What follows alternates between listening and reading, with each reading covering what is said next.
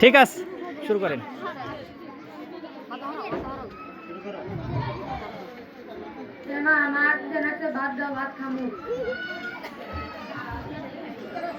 ভাত তো খাবি গেদা, রোজার ঈদ এসে গেল, এখন পর্যন্ত ঘটের নেপা হইল না। বছরের একটা দিন পাঁচটা একটা ব্যাপার আছে, তা এখন পর্যন্ত ঘরই নেপা হারলাম না। তা তো মাঠে আনা পারবি গেদা? কোন দিকে আনি মাটি? ওইটা মাঠের ওখানে মাস্টার খেত আছে না, ওখান থেকে। না বাবা, আগে তার মাঠে আনো, আমি তোমার দিকে ভাত দেখতেছি। বেশি নেই, বেশি নেই যা। আচ্ছা।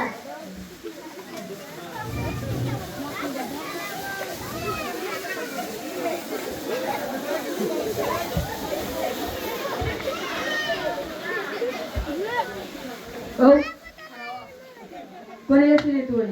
দেখি আর ভিতর কি এ মাটি কোন থেকে আনলি তুই? আমগর তো কোনো খ্যাত নাই। কেরে বাবা বাস না কে তুই চুরি করে আনছিস তাই না? কেন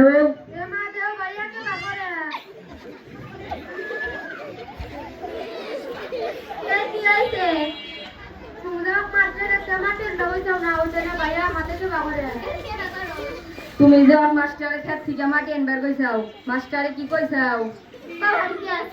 কত মানুষ মাটি নাই, আমি তো খালি আজকাল জানবার করছি, তাছাড়া মাস্টার তো দেখে নাই। ও মাস্টার দেখতে রে, মাস্টার মাস্টার না দেখলো আল্লাহ কি দেখে নাই? আল্লাহ কি আমগো ধরবো না? তুমি মা হয়ে সর্বলেকে শিক্ষা দিতে চাও তাই না? আল্লাহ গেলা ভয় করো। আচ্ছা তুমি মাটিতে কি করবে? মেলা মানুষজন আসবো, নামাজ কালাম পড়া লাগবো, তার জন্য আল্লাহ পাক পবিত্র করতে চাইছিলাম। তাছাড়া আমি তো মাটি আনি না। চুরি করা মাটিতে তুমি পবিত্রতা অর্জন করবে, তাই কোনোদিন সম্ভব? এই নু এমনই মাস্টারের বাড়িতে যাবো, টুকরি গো টুকরি নি মাটি ফিরে দেন আসবো না।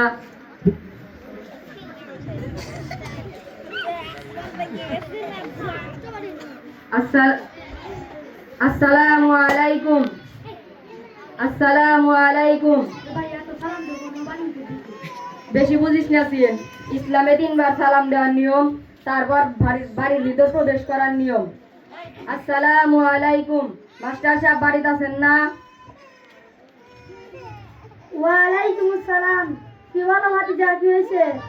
আমার ছোট ভাই তো একটা ভুল করে ফেলাইছে, এই জন্য মাপ চাইতে আসছি। কি ভুল করে ফেলাইছে? কি জন্য মাপ চাইতে আসছো? এই যে আপনাকে না বইলা আপনার ক্ষেত থেকে টুকরি মাটি নিছে, এই জন্য তুমি ক্ষমা চাইতে আসছো? এতদিন পর্যন্ত কত মানুষ কত মাটি নিল, কত নীল বলতে আসলো না, ধরা পড়লে অনুতপ্ত হলো না, সুযোগ পালিই নাই, সুযোগ পালিই নাই। আর তোমার ভাই তো শুধুমাত্র টুকরি মাটি নিয়েছে, তাই তুমি ক্ষমা চাইতে আসছো? জি চাচা। আর তাছাড়া আমি তো দেখিও নাই। মাস্টার সাহেব আপনি না দেখলেও আমাদের আল্লাহ কিন্তু ঠিকই দেখেছেন। আল্লাহর কাছে সবকিছু হিসাব কিন্তু ঠিকই দিতে হবে। আমার ভাই যে আপনাকে না বইলা মাটি নিছে, এটার বিচার কি আল্লাহ করবেন না? অবশ্যই করবেন। তাই আমি চাই না আমার ভাই দুনিয়ার সামান্য কিছু মাটির জন্য আল্লাহর কাছে ধরা খেয়ে যাক, হাসরের ময়দানে উপস্থিত সকল মাখলুকের সামনে চোর সাব্যস্ত হোক। তুমি এত ছোট মানুষে এইসব কথা কোথা থেকে শিখলে? আমি মরহুম আব্দুল কাদের সরকার নুরানি প্রি ক্যাডেট মাদ্রাসায় পড়ি, সেখানকার হুজুররা কুরআন হাদিস থেকে আমাদের এইসব নীতি নৈতিকতা শিখিয়েছেন। বাহ, সুন্দর তো। তার মানে এই কুরআন হাদিস মানুষকে সৎ কাজ করতে শেখায় এবং অসৎ কাজ থেকে বিরত থাকতে শেখায়।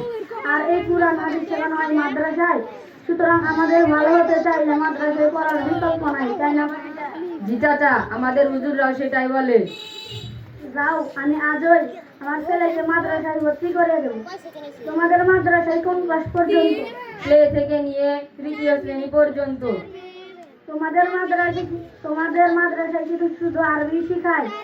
না চাচা, কুরআন হাদিস এবং আরবির পাশাপাশি বাংলা, অঙ্ক, ইংরেজি, সমাজ বিজ্ঞান এমনকি সাধারণ জ্ঞানও একই গুরুত্বের সাথে শেখানো হয়। বাহ, চমৎকার তো। এর ভিতরেই সব। তাহলে এখানে পড়ালে তো আর স্কুলে পড়ানোর প্রয়োজন নেই। আমি কালকেই মরহুম আব্দুল কাদের সরকার নুরানি প্রি ক্যাডেট মাদ্রাসায় আমার ছেলে সন্তানদেরকে ভর্তি করে দেব।